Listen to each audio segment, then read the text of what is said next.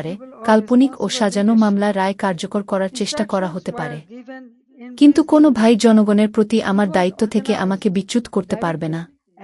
নিজের ব্যক্তিগত নিরাপত্তার হিসাব নিকাশ অনেক আগেই আমি পেছনে ফেলে এসেছি। 1971 সালে আমি আমার মায়ের সাথে বন্দিদশা ছিলাম, বন্দিদশাতেই আমার ছেলে জয়ের জন্ম হয়েছিল। তারা মুক্তিযুদ্ধকে মুছে ফেলতে চায়, তারা বঙ্গবন্ধুকে মুছে ফেলতে চায়, তারা বাংলাদেশের জন্মলগ্নের মূল ভিত্তিকে অস্বীকার করে ইতিহাস নতুন করে লিখতে চায়। সাজাপ্রাপ্ত যুদ্ধাপরাধীদের মুক্তি দেওয়া হয়েছে, চিহ্নিত জঙ্গি ও শীর্ষ সন্ত্রাসীদের জামিনে ছেড়ে দেওয়া হয়েছে। লোক দেখানো নির্বাচনের মাধ্যমে বিএনপিকে ক্ষমতায় বসানোর পরও পরিস্থিতির কোনো উন্নতি হয়নি। বাংলাদেশ আজ ভয়, সন্ত্রাস, নিপীড়ন, অর্থনৈতিক সংকট এবং চরম অনিশ্চয়তার কবলে পড়ে রয়েছে। আজ দেশের হালচালের দিকে তাকান। আমরা যে অগ্রগতির ভিত্তি তৈরি করেছিলাম তা ধ্বংস করে দেওয়া হয়েছে, আর তার মাশুল গুনছে সাধারণ মানুষ। আমাদের আমলে যেখানে জিডিপি প্রবৃদ্ধি ছিল 6.80%, তা আজ কমে নেমেছে 2.22%। শিল্প উৎপাদন মারাত্মকভাবে হ্রাস পেয়েছে। 54 বছরের ইতিহাসে এই প্রথম শিল্প খাতে ঋণাত্মক প্রবৃদ্ধি দেখা গেছে। ব্যাংকিং খাতে খেলাপি ঋণ 13% থেকে বেড়ে দাঁড়িয়েছে 47%। দারিদ্র্যের হার 18.60% থেকে লাফিয়ে 46.8% পৌঁছেছে। বিনিয়োগ ঋণাত্মক রূপ নিয়েছে, কর্মসংস্থান সম্পূর্ণ ভেঙে পড়েছে। নতুন করে প্রায় 2 কোটি মানুষ বেকার হয়ে পড়েছে।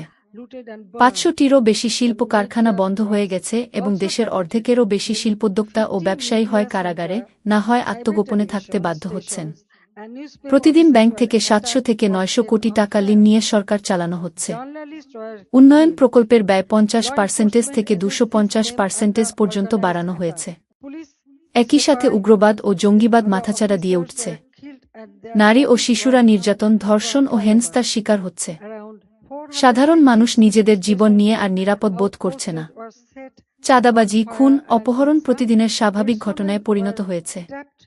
এগুলো কেবল কোনো পরিসংখ্যান বা বিচ্ছিন্ন ঘটনা নয়, এর পেছনে রয়েছে একটি পরিবার, সাধারণ শ্রমিক, কৃষক, ক্ষুদ্র ব্যবসায়ী, সন্তানকে খাবার দিতে না পারা অসহায় মা এবং আশা হারিয়ে ফেলা হতাশ একজন তরুণ।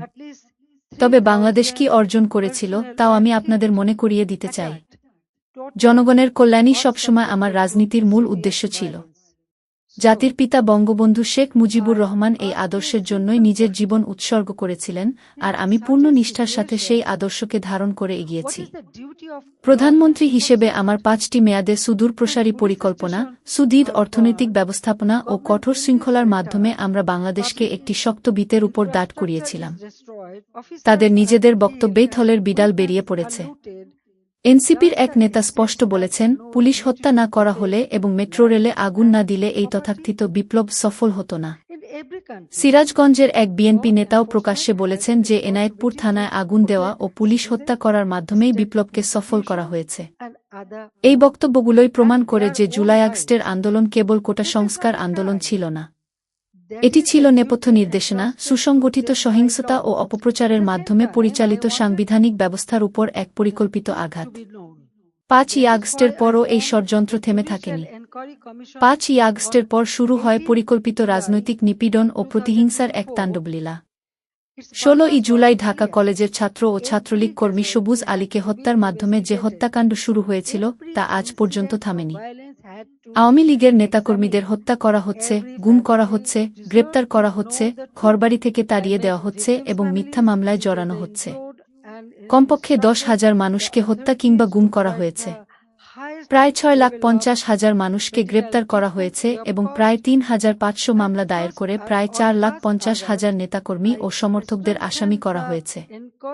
আরও 10 লাখেরও বেশি মানুষকে অজ্ঞাতনামা আসামি হিসেবে ঝুলিয়ে রাখা হয়েছে। কেবল আমার বিরুদ্ধেই 600টিরও বেশি মামলা দেওয়া হয়েছে। ছাত্রলীগ, যুবলীগ ও অন্যান্য সহযোগী সংগঠনের নারী কর্মীরা হেফাজতে নির্যাতন, অপমান ও চরম হেনস্থার শিকার হচ্ছেন। মিথ্যা মামলায় আটক হয়ে কারাগারে অমানবিক নির্যাতন, চিকিৎসা না দেওয়া, খাবার না দেওয়া এবং মৌলিক অধিকার থেকে বঞ্চিত হয়ে বহু নেতাকর্মী কাস্টলিতে মৃত্যুবরণ করেছেন। এই নির্যাতন কেবল আওয়ামী লীগ নেতাকর্মীদের মধ্যেই সীমাবদ্ধ নেই। সংখ্যালঘু সম্প্রদায়ের মানুষ, বিচারক, আইনজীবী, বুদ্ধিজীবী, সাংস্কৃতিক ব্যক্তিত্ব, সাংবাদিক, পেশাজীবী, সাধারণ শ্রমিক, এমনকি রিকশাচালক, কৃষক ও সাধারণ নাগরিকরাও আজ হামলা, গ্রেপ্তার ও মিথ্যা হত্যা মামলার শিকার হচ্ছেন। যারা মুক্তিযুদ্ধের চেতনায় বিশ্বাস করেন তাদের কেউই আজ নিরাপদ নন। আমাদের মহান মুক্তিযুদ্ধের প্রতীক ও স্মারক চিহ্নগুলো ধ্বংস করা হয়েছে। বীর মুক্তিযোদ্ধাদের জুতার মালা পরিয়ে অপমানিত করা হয়েছে। জাতির পিতা বঙ্গবন্ধু শেখ মুজিবুর রহমানের ঐতিহাসিক স্মৃতিবিজড়িত বাসভবন ধানমন্ডি ৩২ নম্বরের বঙ্গবন্ধু স্মৃতি জাদুঘরে বারবার হামলা চালিয়ে ধাপে ধাপে তা গুড়িয়ে দেওয়া হয়েছে। এটি কোনো বিচ্ছিন্ন বা আকস্মিক সহিংসতা নয়, এটি বাংলাদেশ থেকে মুক্তিযুদ্ধের চেতনাকে চিরতরে মুছে ফেলার একটি অপচেষ্টা। মুহাম্মদ ইউনূস নিজেই দেশের বিগত ইতিহাসকে মুছে ফেলার জন্য রিসেট বাটন চাপার কথা বলেছেন। আইনশৃঙ্খলা রক্ষাকারী বাহিনীর উপর পরিকল্পিত আক্রমণ চালানো হয়। পুলিশ সদস্য ও কর্মকর্তাদের হত্যা করে তাদের লাশ ফ্লাইওভার থেকে ঝুলিয়ে রাখা হয়। প্রায় ৪৬০টি থানা ও পুলিশ ফাঁড়িতে আগুন দেওয়া হয়। কোথাও কোথাও পুলিশ সদস্যদের ভেতরে আটকে রেখে জ্যান্ত পুড়িয়ে মারা হয়। অস্ত্র লুট করা হয় এবং কর্মকর্তাদের পিটিয়ে হত্যা করা হয়। ভুক্তভোগী পুলিশ সদস্যদের হিসাব মতে কমপক্ষে ৩,০০০ পুলিশ সদস্য নিহত, আহত, নির্যাতিত ও মারাত্মক সহিংসতার শিকার হয়েছেন। তাই আমি একটি সহজ প্রশ্ন রাখতে চাই, এমন পরিস্থিতিতে আইনশৃঙ্খলা রক্ষাকারী বাহিনীর দায়িত্ব কী হওয়া উচিত? যখন থানা আগুন দেওয়া হয়, সরকারি ভবনে হামলা চালানো হয়, জনগণের অবকাঠামো ধ্বংস করা হয়, পুলিশ কর্মকর্তাদের হত্যা করা হয় এবং অস্ত্র লুট করা হয়, তখন কি জীবন ও সম্পত্তি রক্ষা করার কোনো দায়িত্ব রাষ্ট্রের নেই? পৃথিবীর প্রতিটি দেশেই নাগরিকদের সুরক্ষা দেওয়া, রাষ্ট্রীয় প্রতিষ্ঠান রক্ষা করা এবং নিজেদের জীবন বাঁচানো আইনশৃঙ্খলা বাহিনীর মৌলিক দায়িত্ব। এটি কোনো অপরাধ নয়, আইনের মাধ্যমেই তাদের উপর এই দায়িত্ব অর্পণ করা হয়েছে। একই সাথে আমি চেয়েছিলাম সত্য উন্মোচিত হোক। সেজন্যই ২০২৪ সালের ১৮ই জুলাই আমি একটি বিচার বিভাগীয় তদন্ত কমিশন গঠন করেছিলাম। এর উদ্দেশ্য ছিল পরিষ্কার, প্রতিটি প্রাণহানির ঘটনার নিরপেক্ষ তদন্ত হতে হবে, সহিংসতার প্রতিটি ঘটনার পুঙ্খানুপুঙ্খ পরীক্ষা করতে হবে এবং ক্ষতিগ্রস্ত প্রতিটি পরিবারের সত্য জানার অধিকার রয়েছে। আমি ক্ষতিগ্রস্ত পরিবারগুলোর সাথে দেখা করেছি, আহতদের দেখতে গিয়েছি এবং কর্তৃপক্ষকে বিনামূল্যে সর্বোচ্চ চিকিৎসার ব্যবস্থা করার নির্দেশ দিয়েছিলাম। ১ আগস্ট এই তদন্ত কমিশনকে আরও শক্তিশালী করে ৩ সদস্যের কমিশনে উন্নীত করি, যাতে তদন্ত প্রক্রিয়াটি গ্রহণযোগ্য, স্বচ্ছ ও সর্বজনীন হয়। কিন্তু অবৈধভাবে ক্ষমতা দখলের পর মুহাম্মদ ইউনূসের নেতৃত্বাধীন অন্তর্বর্তীকালীন সরকার সেই তদন্ত বন্ধ করে দেয়। তারা সত্যকে সামনে আসতে দেয়নি। হত্যাকাণ্ডে জড়িতদের দায়মুক্তি, ইনডেমনিটি দেওয়া হয়েছে। তারা যদি সত্যিই ন্যায়বিচার চাইত, তবে তদন্ত প্রক্রিয়া বন্ধ করল কেন? যদি তাদের লুকানোর কিছু না থাকত, তবে কেন তারা খুনিদের রক্ষা করছে? এই একটি সিদ্ধান্তই আসল সত্য প্রকাশ করে দেয়া। তারা ন্যায়বিচার চায়নি, তারা চেয়েছে ক্ষমতা। তারা সত্য অনুসন্ধান চায়নি, তারা চেয়েছে প্রমাণ মুছে ফেলতে। সেটি কোনো শান্তিপূর্ণ ছাত্র আন্দোলন ছিল না। শুরু থেকেই আমার সরকার সংলাপ, আইনি প্রক্রিয়া ও ধৈর্যের মাধ্যমে বিষয়টি শান্তিপূর্ণভাবে সমাধানের চেষ্টা করেছে। কিন্তু সংস্কারের দাবির আড়ালে সুসংগঠিত কিছু গোষ্ঠী ছাত্রদের দাবিকে সহিংস রাজনৈতিক হাতিয়ারে পরিণত করতে কাজ করছিল। ২০১৮ সালে ছাত্রদের দাবির মুখে আমরা কোটা পদ্ধতি বাতিল করেছিলাম। ২০২৪ সালে যখন হাইকোর্ট সেই সিদ্ধান্ত বাতিল করে, তখন আমরাই আপিল করেছিলাম, কারণ আমরা কোটা বাতিলের সিদ্ধান্ত বহাল রাখতে চেয়েছিলাম। আমি ব্যক্তিগতভাবে ছাত্রদের সাথে আলোচনার উদ্যোগ নিয়েছিলাম এবং তাদেরকে প্রধানমন্ত্রীর বাসভবন গণভবনে আমন্ত্রণ জানিয়েছিলাম। সরকারের ৩ জন মন্ত্রীও তাদের সাথে একাধিক বৈঠক করেছিলেন। কিন্তু একটি কোটা সংস্কার আন্দোলনকে পরিকল্পিতভাবে আমার পদত্যাগের একদফা দাবিতে রূপ দেওয়া হয়।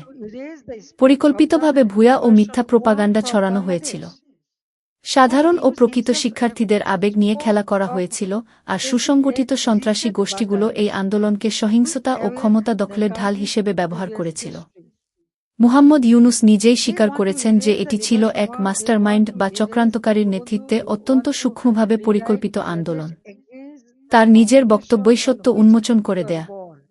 এটি কেবল শিক্ষার্থীদের কোনো স্বতঃস্ফূর্ত প্রতিবাদ ছিল না। দৃশ্যমান বা দায়িত্বশীল কোনো নেতৃত্ব ছিল না, পেছন থেকে নেপথ্যে নির্দেশনা দেওয়া হচ্ছিল। ব্যালট বাক্সের বাইরে গিয়ে ক্ষমতায় আরোহণের পথ তৈরি করতেই একে সুসংগঠিত ও পরিচালিত করা হয়েছিল। জুলাইয়ের ১৫ তারিখ থেকে আন্দোলনের চরিত্র বদলে যায়। শুরু হয় হত্যাকাণ্ড, অগ্নিসংযোগ, হামলা ও লুটপাট। রাষ্ট্রীয় সম্পদ ধ্বংস করা হয়। বাংলাদেশ টেলিভিশনে হামলা চালিয়ে আগুন ধরিয়ে দেওয়া হয়। একইভাবে সেতু ভবন, স্বাস্থ্য অধিদপ্তর, ইপিআই টিকাদান কেন্দ্র ভবন, Farmgate metro rail station, flyover, Mohakhali elevated expressway, বিজ্ঞান গবেষণা কেন্দ্র, দুর্যোগ ব্যবস্থাপনা কার্যালয়, জাতীয় ডাটাবেজ সেন্টার, কোভিড-19 স্পেশাল হাসপাতাল, বিএসএমএমইউ, আবাসিক হোটেল, শিল্প কারখানা, ব্যবসা প্রতিষ্ঠান এবং নরসিংদী সহ বিভিন্ন জেলা কারাগারে হামলা, ভাঙচুর ও অগ্নিসংযোগ করা হয়। সেখান থেকে সমস্ত চিহ্নিত সন্ত্রাসী ও অপরাধীদের মুক্ত করে দেওয়া হয়। সারা দেশে আওয়ামী লীগের কার্যালয়গুলোতে ভাঙচুর চালানো হয়। নেতাকর্মীদের উপর হামলা চালিয়ে তাদের হত্যা করা হয়। আমার সরকারের সাথে সংশ্লিষ্ট মন্ত্রী ও জ্যেষ্ঠ নেতৃবৃন্দের বাসভবন লুটপাট ও ভস্মীভূত করা হয়। গণমাধ্যমকেও রেহাই দেওয়া হয়নি। প্রায় 50টি গণমাধ্যম কেন্দ্র, বেসরকারি টেলিভিশন চ্যানেল এবং সংবাদপত্রের কার্যালয়ে হামলা ও অগ্নিসংযোগ করা হয়। সাংবাদিকদের হত্যা করা হয়।